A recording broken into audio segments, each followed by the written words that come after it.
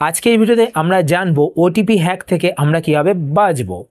যদি আমাদের ফোনে আসা ওটিপিগুলো হ্যাক হয়ে যায় তাহলে বুঝতে পারছেন সেটা ধরুন ব্যাঙ্ক রিলেটেড ওটিপি হলো, তো আপনাদের ব্যাংকের খাতা পুরো কিন্তু খালি হয়ে যাবে। সেটা ধরুন গুগল অ্যাকাউন্ট রিলেটেড ওটিপি হলো বা ফেসবুক অ্যাকাউন্ট রিলেটেড ওটিপি হলো, তো আপনাদের সেই সমস্ত অ্যাকাউন্টগুলো কিন্তু হ্যাক হয়ে যাবে। তো আপনাদের ওটিপিটাকে কিন্তু সিকিউর রাখতে হবে।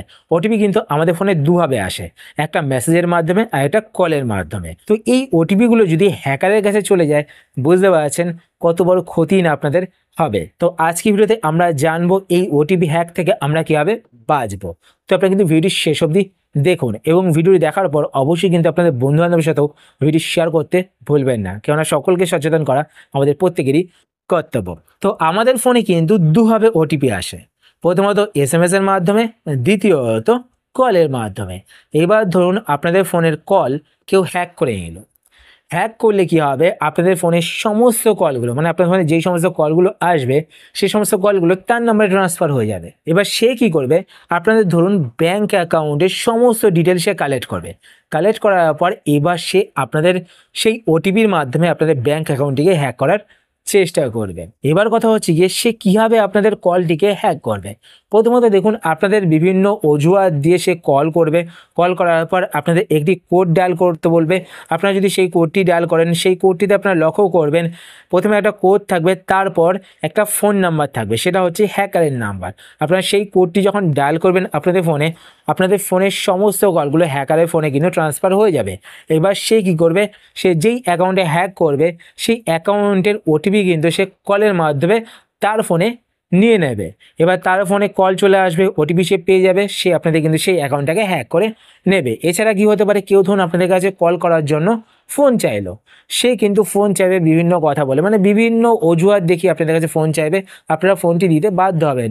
আপনারা ভাববেন যে একটা তো শুধু কলই করবে, তো আপনারা যখনই তার হাতে ফোন দেবেন সে কিন্তু আপনাদের ফোনে একটি কোড ডায়াল করবে বা আপনাদের ফোনের সেটিংসে গিয়ে কল ফরওয়ার্ডিং অপশানটিকে অন করে দেবে তার নাম্বার দিয়ে।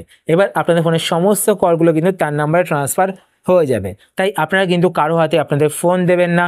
কেউ যদি আপনাদের ফোনে কল করে বলে আপনাদেরকে একটি কোড ডায়াল করতে, তো আপনারা কিন্তু কোনো কোড ডায়াল করবেন না। যদি করে থাকেন তো আপনাদের ফোনের কল কিন্তু হ্যাক হয়ে যাবে, আর আপনাদের কল হ্যাক হলে বুঝতে পারছেন আপনাদের ওটিপি কিন্তু তার নাম্বারে চলে যাবে। তো আপনারা কিন্তু কারো হাতে ফোন দেবেন না, আর আপনারা চেক করবেন আপনাদের ফোনের কল ফরওয়ার্ড হচ্ছে কিনা, এবং যদি হয়ে থাকে তো আপনারা সেটাকে বন্ধ করবেন। কীভাবে কল ফরওয়ার্ডিং বন্ধ করতে হয় সেটা নিয়ে আমি আগেই ভিডিও বানিয়েছি, তো আপনারা সেই ভিডিওটি দেখে নেবেন। এরপর নেক্সট যেই প্রসেসটি, এই প্রসেসের মাধ্যমে অনেকেরই কিন্তু ব্যাঙ্ক অ্যাকাউন্ট ফাঁকা হয়ে যাচ্ছে। হ্যাকাররা কী করছে, সিম সোয়াপিং করছে, মানে আপনাদের সিমের একটি ডুপ্লিকেট সিম বার করে নিচ্ছে। হ্যাকাররা কী করে থাকে, আপনাদের ডিটেলস কালেক্ট করে থাকে। প্রথমত আপনাদের বিভিন্ন ধরুন কল করে ডিটেলস কালেক্ট করতে পারে বা আপনাদের কাছে লিঙ্ক পাঠাতে পারে। সেই লিঙ্কে আপনারা যখন ক্লিক করবেন, ক্লিক করার পর ফর্ম ফিল আপ করতে বলবে, সেখানে আপনারা যেই সমস্ত ডিটেলসগুলো দেবেন সেই সমস্ত ডিটেলসগুলো হ্যাকারের কাছে চলে যাবে। আপনাদের বিভিন্ন প্রলোভন দেখিয়ে এই সমস্ত ডিটেলসগুলো কালেক্ট করবে হ্যাকার। কালেক্ট করার পর কী করবে, আপনাদের ধরুন আইডি প্রুফও কালেক্ট করে নিল। কালেক্ট করার পর হ্যাকার কী করবে, আপনাদের সিমের ডুপ্লিকেট সিম বার করবে। আর ডুপ্লিকেট সিম বার করার আগে হ্যাকার কিন্তু আপনাদেরকে মিস কল দিয়ে বিরক্ত করবে, যাতে আপনারা আপনাদের ফোনটিকে সাইলেন্ট করে রাখেন বা আপনারা আপনাদের ফোনটিকে আপনাদের থেকে দূরে রাখেন। সেই সময় হ্যাকার কিন্তু আপনাদের ফোনের সিমটিকে ডুপ্লিকেট করে নেবে এবং তখন কিন্তু আপনাদের সিমটি ডিসেবল হয়ে যাবে, আপনাদের সিমের থেকে নেটওয়ার্ক চলে যাবে আর সিমটি আপনাদের সামনে থাকবে না, তো আপনারা বুঝতেও পারবেন না।